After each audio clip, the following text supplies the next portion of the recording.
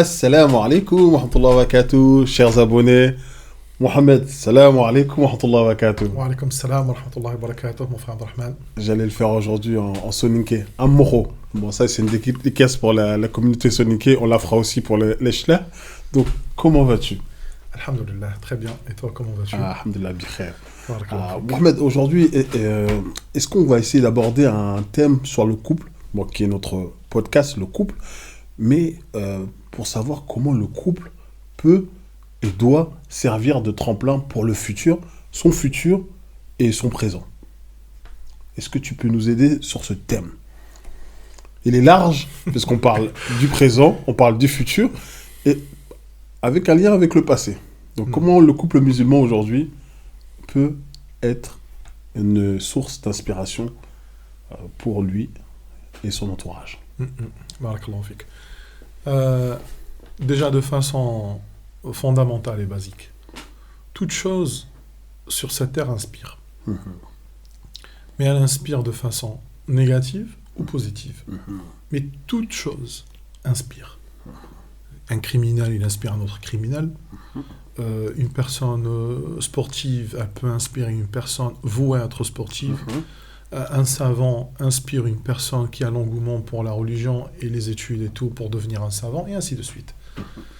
Et donc, les parents sont les premiers qui peuvent avoir un impact pour d'autres parents, qui deviennent un modèle pour eux, et surtout pour leurs enfants, qui demain ils seront les futurs parents.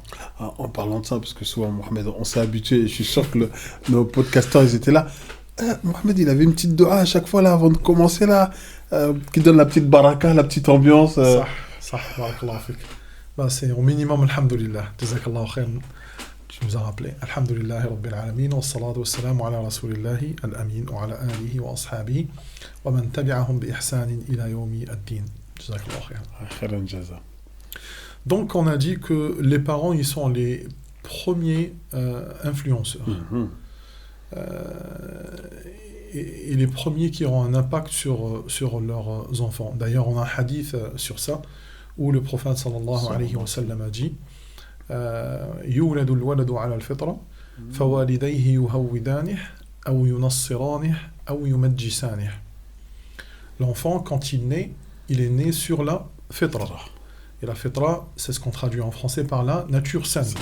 C'est-à-dire, naturellement, il sait que Allah existe.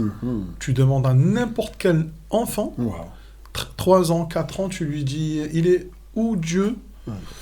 Même si Dieu, ce n'est pas une appellation chez les musulmans qui est juste et conforme. Je sais que beaucoup ne le savent pas. Mais la signification, on va dire, chez les occidentaux, ça veut dire la divinité.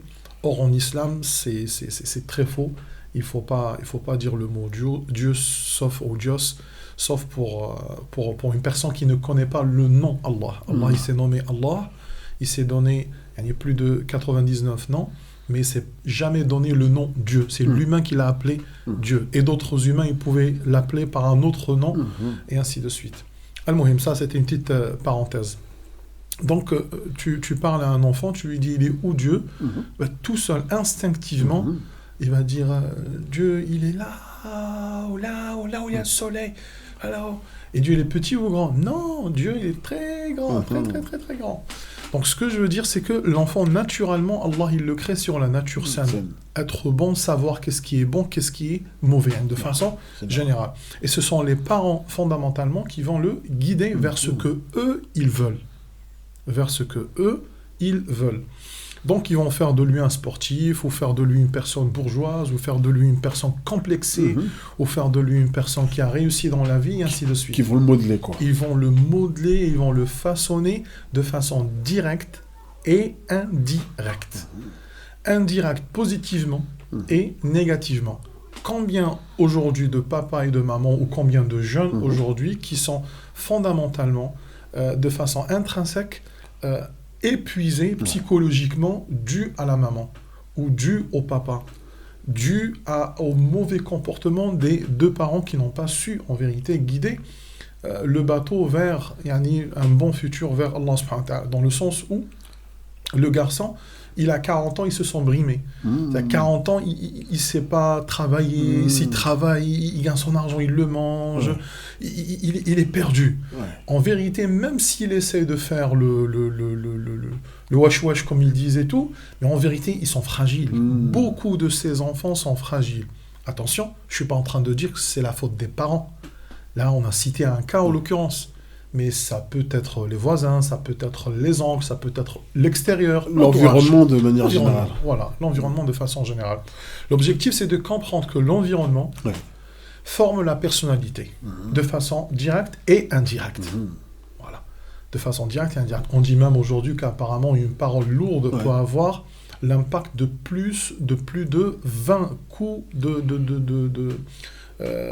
claques au niveau du visage. Une parole lourde pour l'enfant peut avoir le même impact et il peut le garder jusqu'à grandir. Et il peut être extrêmement intelligent dans tout, que dans ça, il est très faible parce qu'il faut tout Il a eu un choc. Il a eu un choc. Il faut tout un travail sur le passé. Il comprend tout, il gère tout. Sauf sur ça, c'est impossible pour lui. Mais quand j'y pense, en fait, quotidiennement, nous, l'environnement proche, les parents, en fait, on envoie des messages forts et on va dire des chocs électriques. Ah bah oui. Dans le sens où l'enfant, déjà tout petit, quand il veut quelque chose, on lui apprend à un moment donné à comprendre le non, mais le non, déjà, pour lui, c'est un choc. C'est vrai. En fait, surtout la période de l'adolescence et la pré-adolescence. Tout le monde aujourd'hui sait que l'adolescence est une période transitoire qui est extrêmement fragile. L'enfant est en train de sortir de la période infantile à la période adulte. Il ne sait pas. Donc il est focus sur son physique, sur les rapports charnels, l'envie, le sexe, les idées. Personne ne comprend, mes parents sont mes pires ennemis, j'ai envie de devenir chanteur, mais j'ai envie de devenir grand, mais j'ai envie d'être musclé, mais j'en ai marre de l'acné, j'en ai marre de ceci. Top. 1 an, 2 ans, c'est bon, il a envie de se marier. Elle a envie de se marier. Parce que c'est bon. 15, 16, 17... c'est bon, 18, 19, je sais que c'est elle la femme de ma vie. Je sais que c'est lui l'homme de ma vie. Et donc, du coup, là, soudain, ils deviennent des hommes. Et ils deviennent des femmes. Et ça, moi, en tant que papa, ou en tant que maman, je n'ai jamais été préparé à ça. Donc, je vais l'éduquer. C'est un lourd mot. Je vais le subir. Parce que le mot éduquer, et ne me dites pas, non, moi j'éduque mes enfants comme ça. Non, c'est pas leur dire 2-3 mots la journée. C'est pas ça, éduquer. C'est beaucoup plus lourd que ça. Vous voyez, quand vous faites des formations, vous partez à 8h du matin et vous assistez ou vous faites l'école jusqu'à l'âge de 18 ans et tout. Ça s'appelle étudier. Ça s'appelle apprendre. Ça s'appelle noter et tout. Formation. Alors, les gens d'avant, ils faisaient la même chose dans le tas, mais le père ou la mère ou le savant, il est dans l'optique de « je vais sortir, je vais lui apprendre ». Je vais lui montrer. Donc, ils sont en train de leur apprendre. Il est dans ça. Ceux que nous pensions que c'était des gens archaïques et qui ne comprenaient rien, qui ne savaient rien, c'était des gens vraiment extrêmement intelligents. C'est ce qui a fait qu'il y a eu, par exemple, comme Souleymane al-Fatih et bien d'autres, à l'âge de 19 ans, s'il vous plaît, 19 ans, il est quoi? Ministre de la Défense de l'Empire musulman. C'est pas le pays musulman, c'est pas un pays. Mature à 19 ans, quoi. Mature, il gère des millions de soldats. Et il gère, il gère. Ouais. La parole quand il parle, c'est des vrais hommes. Donc, tout ce que je veux dire, c'est que l'homme et la femme, ils sont le résultat d'une éducation d'hier ou d'un laisser-aller d'hier. Ouais. Donc, aujourd'hui, comme on dit, dis-moi avec qui tu marches, je te dis qui tu es.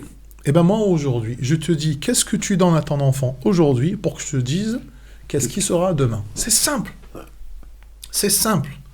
Où est-ce que tu l'as mis? Dans quelle école? Chez qui?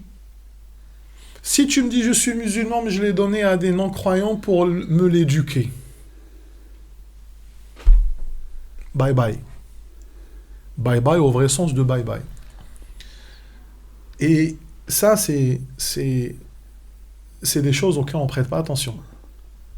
Beaucoup, ils parlent au nom de « je suis né en Occident de façon générale et tout, donc voilà, on est bien, on vit bien ». Mais c'est quoi ton bien? C'est quoi ta référence sur le bien? C'est le matériel. Oh, toi, celui qui dit « je ne suis pas matérialiste ». Mais si, c'est le matériel. C'est que le matériel, que ton ventre. Et donc, en vérité, si tu veux qu'il ait une bonne éducation, selon ce que Allah aime, parce que cette vie, elle est éphémère, 60-70 ans et boucle. 60-70 ans et sort de cette vie, comme il a dit Hassan Basri, rahimahullah. Il dit que cette vie, la terre, elle dit « Ô toi, fils d'Adam, aujourd'hui tu es en train de rire, de galoper sur mon dos, et demain tu vas pleurer dans mon ventre. » Ça, c'est une vérité. 60-70 ans, tu rentres dans le ventre de la terre, et une nouvelle vie commencera. Comme quand tu étais dans le ventre de ta mère, rien ne prouvait, si on t'avait parlé pendant les 9 mois, rien ne prouvait que une fois tu serais sorti, il y aurait une autre vie. Eh bien, il s'avère que tu es sorti, tu as trouvé toute une autre vie, et tu as eu des dents, et tu as eu des yeux bleus, et des yeux noirs, et des épaules, tu as grandi, maintenant tu dis oui, la cravate, est-ce qu'elle me va bien, et tout. Voilà, tu vis ta vie, quoi.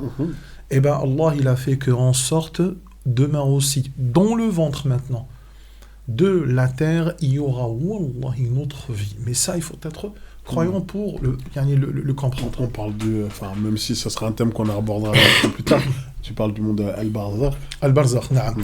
Et nous, on est en train de parler en musulman.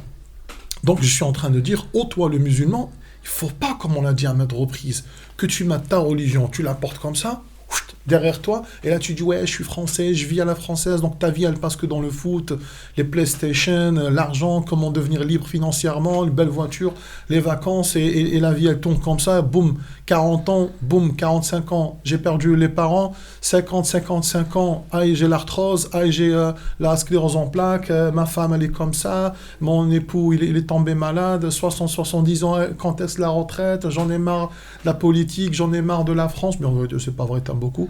Et puis 65 ans, 70 ans, ciao ciao, salam alaikum, il était là, et rebelote, et d'ici 100 ans, personne d'entre nous n'existera. C'est-à-dire qu'il y aura carrément d'autres gens qui n'ont rien connu de ce que nous sommes en train de connaître aujourd'hui.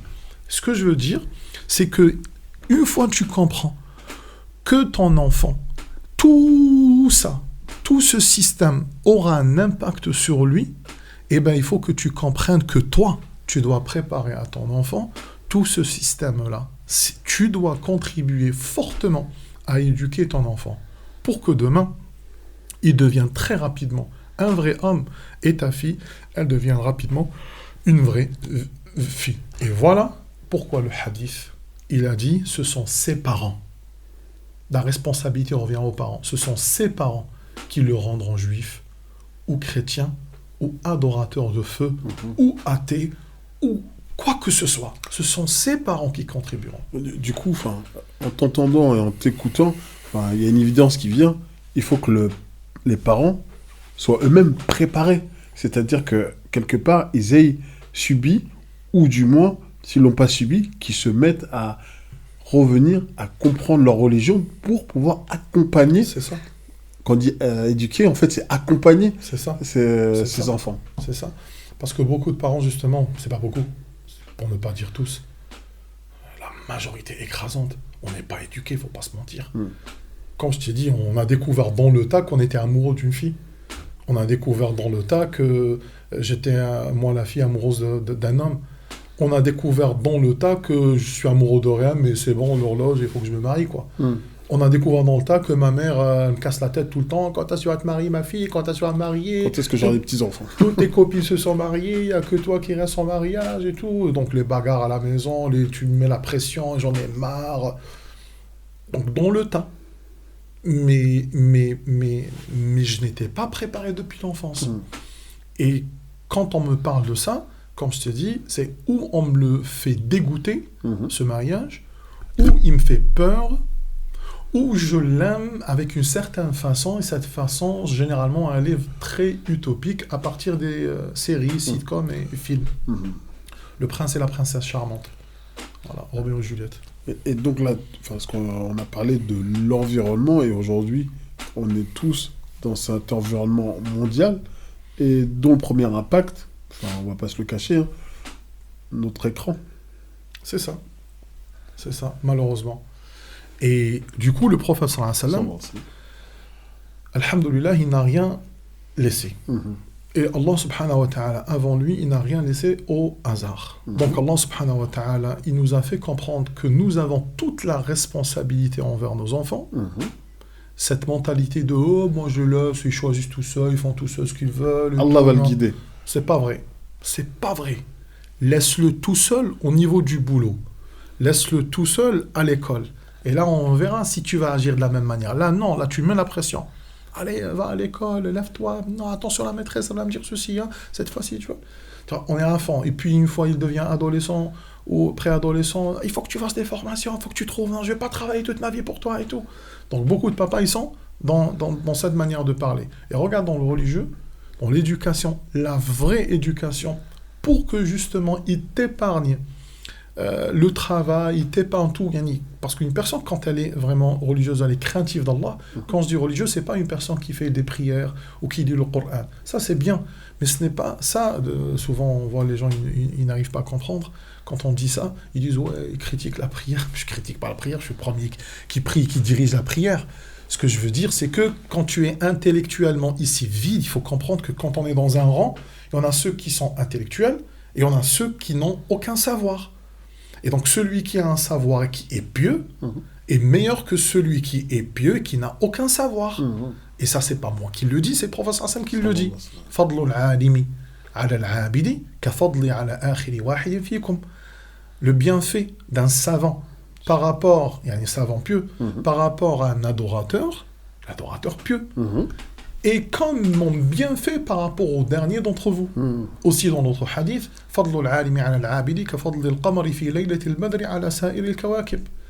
le bienfait du savant par rapport à l'adorateur, donc il le dépasse de loin, c'est comme le bienfait de la lune quand elle est pleine, très visible, par rapport à tous les astres. Les astres, ils sont beaux, ils scintillent, ils brillent, on les voit. Mais pas comme la lune, elle est très dominante. Et donc, ainsi est le savant. Donc, sans rentrer dans le détail, la science, le savoir religieux, la connaissance religieuse prime de loin par rapport à l'adoration. Donc, voilà pourquoi on dit, c'est pas une question de prière ou une question de lecture de Coran ou de tasbih et tout. Donc, une personne qui est savante et qui inculque à ses enfants, avec finesse, avec raffinement, comment grandir, et comment parler, et comment s'éduquer, et comment rire, et comment sortir, et comment rentrer, et comment avoir de l'argent, et comment ne pas dépendre des États, et comment ne pas dépendre des gens, et comment ne pas être mendiant, et comment être généreux, et comment ne pas être avare, et savoir faire les différences entre plein de choses. Là, on fera une personne musulmane, intelligente, intellectuelle, instruite, raffinée. Ainsi était le prophète sallallahu alayhi wa sallam. Pour ceux qui ne savent pas, s'ils lisent la sira du prophète sallallahu alayhi wa sallam, par diverses perceptions et divers ulama, ils verront le prophète sallallahu alayhi wa sallam vraiment comme quoi une personne qui a vraiment beaucoup de classe, beaucoup de charme, beaucoup de beauté, beaucoup de virilité, beaucoup de douceur, de sensibilité, d'empathie, de générosité, d'instruction, de savoir, de tout, d'humilité, de tout. Et du coup, c'est dans ce sens-là où on insiste pour dire suivez l'exemple du prophète sallallahu alayhi wa sallam. Du prophète sallallahu alayhi wa sallam, c'est le vrai professeur, l'ultime professeur, parce qu'il a appris de chez qui? De chez une créature céleste qui s'appelle l'ange Gabriel, Jibril alayhi salam. Et l'ange Gabriel, il a appris de chez qui? Du Seigneur, du Créateur des mondes. Donc Allah, il a inculqué à Jibril et lui dit, vas-y, dis-lui de faire ceci et de faire cela. Et donc à chaque fois le prophète sallam, il apprenait des choses, il venait l'inculquer aux compagnons. Une chose importante, Mohamed, parce que souvent aujourd'hui, quand on parle de savant, est-ce que tu peux nous donner entre guillemets, le sens, la notion qu'il y a derrière? Parce que, enfin, alhamdoulilah, j'ai pu parcourir, on va dire, un long chemin avec toi. Et aujourd'hui, ce que j'en ai compris, le savant, c'est à la fois celui qui va être à la quête du savoir, à la quête de la recherche de la connaissance d'Allah. Donc c'est lui qui est dans une démarche de, entre guillemets, de recherche et de cheminement. C'est ça. Le savant, en vérité, c'est celui qui a un grand bagage de sciences religieuses, et même s'il y a quelques complexés, on les entend très bien, ils disent non, ça c'est pas des savants, c'est des... comment on appelle ça Subhanallah. Le mot grec, j'ai un trou de mémoire, il est sur la langue. Non, pas les philosophes, non. L'étymologie, je l'ai plus. Les penseurs. Les lumières. Théologiens. Ah, théologiens. Il dit ça, c'est pas de la science, ça s'appelle de la théologie. Pourquoi ? Pour faire la religion une petite parcelle de la science. Et la science, c'est la science des lumières, c'est la philosophie. Non, c'est pas vrai. Ce n'est pas vrai. Parce qu'avant que toi t'existes, toi et Platon et Socrate et Aristote et Nietzsche d'aujourd'hui, et ainsi de suite, avant que ces gens-là existent, il y a quelque chose qui s'appelle Allah. Et Allah a nommé la science religieuse la science. De cette science, toutes les autres sciences ont bifurqué. Et contrairement à ce que les gens pensent, il faut savoir que les vrais savants, ce sont des savants qui maîtrisent plusieurs modules, plusieurs disciplines. C'est-à-dire qu'Ibn Taymiyyah, rahimahullah, c'était un savant en chimie, entre autres. C'était un savant en médecine, rahimahullah. C'était un savant en mathématiques, rahimahullah. Un savant en philosophie. Et il a répondu à tous les philosophes. Il n'y avait pas un philosophe qui a pu rétorquer sur ce que Ibn Taymiyyah, rahimahullah, il avait justement répondu. Il avait écrit un livre fait de 10 volumes qui s'appelle Ta'arud al-Aql wa al-Naql. À ton cerveau, tu les sors. Tu dis, c'est pas normal qu'un humain puisse écrire ça. Et comment, par rapport à ces savants, effectivement, connus, reconnus, aujourd'hui, les parents qui sont, puisqu'on entend parler des parents, comment former, comment accompagner ses enfants, parce que l'enfant, il va apprendre de ses parents, c'est-à-dire l'enfant, pour lui, ses premiers savants, c'est ses parents. Ça, et donc, comment relier, on va dire, cette science et le niveau de ces savants par rapport au quotidien des parents. Ouais. En fait, ce qu'il faut, c'est que, logiquement, et de façon utopique, idyllique, et que tout parent musulman qui se dit musulman, il doit apprendre un minimum. Il doit. C'est comme une personne qui conduit la voiture qui n'a pas de permis, c'est pas normal. Il faut que tu aies le permis, et avant d'avoir le permis, il faut que tu passes le code. Donc c'est pas normal. Aujourd'hui, une personne, elle se autoproclame musulmane, on est 2 milliards de musulmans, on ne vaut rien. Pourquoi on ne vaut rien ? Parce qu'ici, il n'y a rien. Bon, majoritairement, il n'y a rien. Tu as bien vécu avec moi, comme tu as dit, on a bien parlé avec beaucoup de gens qui avaient des langues comme ça. Tu parles avec eux, tu lui dis, t'es musulman, wallah, je sais que t'es intelligent et tout. Juste explique-moi, juste étymologiquement parlant, la sémantique du nom Allah. Que veut dire le nom Allah ? Allah, c'est le créateur. Non, je t'ai pas dit c'est qui. Le nom en soi, le mot Allah, d'où il vient. Qu'est-ce que ça veut dire ? Et tu as bien vu comment beaucoup de Français, de souche française, aussi, ils ont voulu défier. Bon, aujourd'hui sur Internet, c'est normal, on va parler, tout le monde va commencer à faire des recherches. Et même en faisant des recherches, voilà. On a hâte de voir vos commentaires en disant qui connaît la signification et l'origine du nom Allah. Mais en vérité, quand on parle avec les gens, on leur fait comprendre que c'est pas vrai, tu connais pas. Même le mot Dieu, comme on a dit, tu connais rien de son origine. La langue française en soi, comme on a dit, c'est une langue très contemporaine. Elle n'est pas une langue ancienne, même si tu as envie de faire le fier, ouais, nous les Français et tout, c'est pas vrai. 1539, elle a été officialisée. Elle était le français d'aujourd'hui, comme c'est connu, c'était parlé, comme on a dit, qu'à Paris et à la Vallée. Et avant ça, c'était pas parlé. C'était que le françois, le gaulois, puis avant le latin. Or, la langue arabe, elle existe bien avant, c'est ancestral. Puis quand on compare entre 60 000 et 300 000 mots existants en langue française, ça a une divergence entre les académiciens. Bah écoute, dans la langue arabe, c'est 12 millions de mots. Donc, comprends un petit peu le cerveau des gens d'avant. Essaye de comprendre. Tout ça, c'est pour dire que les gens qui ont acquis un savoir religieux, fort, puissant, je te jure, ils souffrent au milieu de la communauté. Ils souffrent d'une souffrance atroce. Parce qu'ils voient toute la logique, toute la cohérence et toute l'incohérence existante dans la société.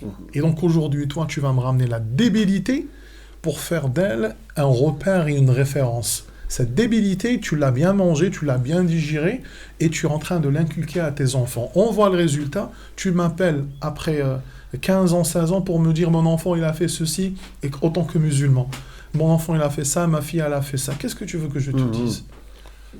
Vous-même, vous n'êtes pas encore éduqué. Vous-même, vous ne connaissez rien. Vous-même, vous voulez rien apprendre.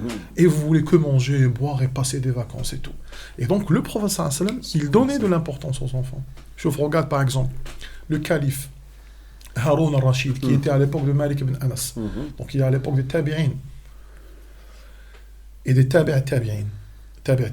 Haroun al-Rashid. Calife... c'est-à-dire le président de tous les musulmans du monde entier. C'est ça le sens du mot calife. Il connaît c'est quoi la valeur de l'éducation. Donc ses enfants, Al-Amin ou Al-Ma'moun, il avait 2 enfants, il faut qu'ils soient éduqués, comme aujourd'hui. On regarde aujourd'hui les rois, les princes, tous ceux qui ont la principauté, ainsi de suite. Leurs enfants ne sont pas dans les écoles normales. Et ils ont même des profs à domicile. C'est pas que pour la sécurité, mais c'est pour que leur cerveau dépasse les cerveaux des gens ordinaires. C'est pour ça que l'enfant, à l'âge de 7-8 ans, il maîtrise 7 langues, 5 langues. Il y a des gestuels bien étudiés. Tu vois, il n'y a pas le « wow, tout est étudié, tout est calibré.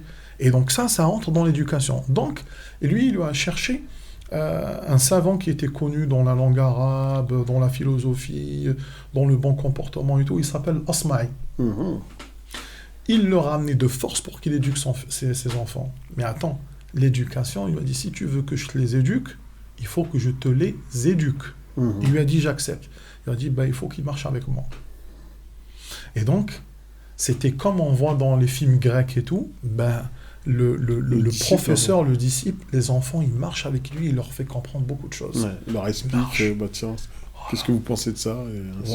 Et c'est comme ça qu'ils étaient les pieux prédécesseurs. Je te jure, l'image archaïque que les gens ont sur l'islam d'avant, d'antan, ils croyaient que c'était « on a connu Allah, Amen, on est tous des pauvres, il faut qu'on soit pauvres ». Soyez tous des pauvres, on va mourir comme ça. Vous inquiétez pas, ça y est, la mort elle est venue. Oh, tremblement de terre, c'est pas pour nous, c'est pour les koufars. Attendons que les koufars, on patiente. Et cette image-là de pauvreté, de ici, il n'y a rien, de ne rien apprendre. J'ai appris la prière, je fais que la prière, que salat, les enfants, on a 10. Oui, on a le droit de se marier avec 4 pour avoir plus d'enfants. Donc je me suis marié avec 4, on est tous des pauvres, tous on a des ongles pourris, tous on se lave pas, tous.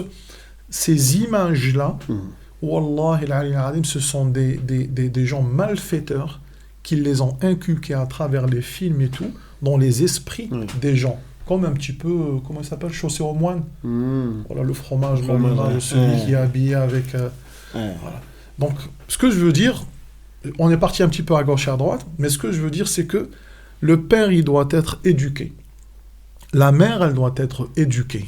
Si les deux, ils n'ont rien, excusez-moi, faites des efforts, mais c'est un petit peu trop tard. C'est-à-dire, vous-même, vous n'êtes pas éduqué. Donc, forcément, les enfants, à 90%, ils ne le seront pas. Bien sûr qu'il y aura toujours des exceptions. Il y a un comme ça qui sort du lot. Allah, il fait comme ça. Mais c'est Allah qui est en train de les éduquer. Mais par contre, les parents, s'ils ne sont pas eux-mêmes éduqués, celui qui n'a pas la chose, il ne peut pas la donner. Si je n'ai pas 100 €, je ne peux pas te donner 100 €. Donc si je dépasse l'éducation, je ne peux pas t'inculquer l'éducation. Donc les enfants, ils sont quoi ? Livrés à eux-mêmes. Et comme je suis faible, quand je sors dans la société, eh ben, c'est celui qui va me marquer le plus qui sera mon idole et qui sera mon exemple. Qu'il soit mon prof, qu'elle soit ma prof, qu'il soit un footballeur, qu'il soit un influenceur, qu'il soit un je ne sais pas quoi, eh ben, ça sera ces gens-là qui seront mes guides. Donc toi, tu dois choisir ton guide. Tu dois savoir qui veux-tu suivre, à qui veux-tu ressembler. تشبه بهم إن لم تكن مثلهم فإن التشبه بالكرام فلاح. Donc les pieux disaient, essaye de leur ressembler si tu ne fais pas partie d'eux, car essayer de leur ressembler est une réussite. Donc, essaye de ressembler aux pieux. Essaye de ressembler aux pieux. Et donc, le prophète sallallahu alayhi wa sallam, il a éduqué ses enfants. Il a éduqué ses petits-enfants. Al-Hassan wa Al-Hussein. Il a fait d'eux des vrais hommes. Les Hassan et Al-Hussein, ils ont eu un enfant. C'est le Hassan plutôt, qui a eu un enfant, qui s'appelle Ali Sajjad, Ibn Hassan, Ibn Ali ibn Abi Talib al-Sajjad. Cet homme-là, on parle de lui en termes de piété, d'une piété qui est hors norme, d'une virtuosité hors norme. Il s'avère que quand il est décédé, il y a des gens d'un autre patelin, en Irak, parce qu'il vivait en Irak, d'un autre patelin, qui ont dit que nous tous, nous avions de la nourriture qui venait chaque soir. Et on ne savait pas c'était qui nous l'a ramené. Quand il est décédé, ils ont su que c'était lui. Et ils ont trouvé sur son dos le marquage des sacs qu'il portait sur son dos parce qu'il le faisait en secret. Et il y avait son travailleur, son serviteur qui l'a divulgué en disant qu'il le faisait que en pleine nuit, en cachette. Il se cachait à faire cette aumône, comme ils disent les pieux précédents, comme l'un d'entre nous se cache à faire le péché. Vraiment, ils guettent. C'est bon, ils ont éteint tout. Bon. C'est bon, ils se sont endormis. Personne ne le verra. Tac, il va se faufiler. Il pèse, il tape la porte et il part. C'est comme ça qu'ils étaient, les pieux. Mais c'est qui l'a éduqué comme ça? Cet homme-là, cet arrière-petit-fils du prophète sallam, sa maison elle est en train de brûler. Un jour, elle est en train de brûler, alors qu'il était en train de prier. Les gens ont senti le feu, ils sont tous sortis. Ya ibn Rasoulillah, ya ibn Rasoulillah, oh fils de messager d'Allah, oh fils de messager d'Allah, fils de messager d'Allah. Il ne sort pas, ils ont décidé de jeter de l'eau et du sable pour éteindre le feu. Quand ils ont éteint le feu, ils sont rentrés à l'intérieur, ils l'ont trouvé toujours prosterné en train de prier. Quand il a fini la prière, ils lui ont dit t'as pas vu tout ce qui s'est arrivé? Il a dit le feu de l'au-delà m'a fait complètement oublier le feu de cette vie d'ici. Et ça, c'est des histoires et des récits authentiques. On peut les avoir avec la chaîne de transmission rapportée jusqu'à Shamsuddin al-Dhahabi rahimahullah ta'ala dans l'ouvrage Siyar A'lam al-Nubala, fait de 32 volumes. Siyar A'lam al-Nubala, c'est connu, vraiment avec une chaîne de transmission très authentique. Et donc, ainsi, les pieux ont pu former des pieux de ce calibre-là. Et les exemples sur ça, ils sont mais vraiment beaucoup. Jazakallah khairan, Mohamed, pour entre guillemets, ce sujet qui était riche, qui nous a permis de revivifier notre foi en comprenant que la source, elle est autour de l'exemple de notre prophète Mohammed sallallahu alayhi wa sallam, et que nous sommes simplement créés pour adorer Allah. Naam. Barakallahu fik, jazana wa iyyakum, mon frère Abdurrahman. C'est vrai qu'Allah subhanahu wa ta'ala nous a créés que pour réaliser une seule chose ici sur terre, c'est de réaliser l'adoration d'Allah subhanahu wa ta'ala. Wa ma khalaqtul jinna wal insa illa liya'budun. Et je n'ai créé les djinns et les êtres humains que pour m'adorer. Donc, l'exclusivité, c'est adorer Allah subhanahu wa ta'ala. En tout cas, jazakallah khairan, et n'oubliez pas de vous abonner. Et si vous avez des questions, besoin de conseils personnalisés, Mohamed, notre shir, notre coach, il a différents titres de manière à ce que ça vous permette d'être à l'aise quand vous l'appelez. Soit vous pouvez le prendre en tant qu'imam, soit vous pouvez le prendre en tant que conseiller, et il saura vous accompagner. Donc, il y a le lien juste en dessous de la description. Vous pouvez prendre rendez-vous et Inch'Allah, il vous accompagnera. Marhaban bikum, bienvenue à vous. Assalamu alaikum wa rahmatullahi wa barakatuh. Assalamu alaikum wa rahmatullah.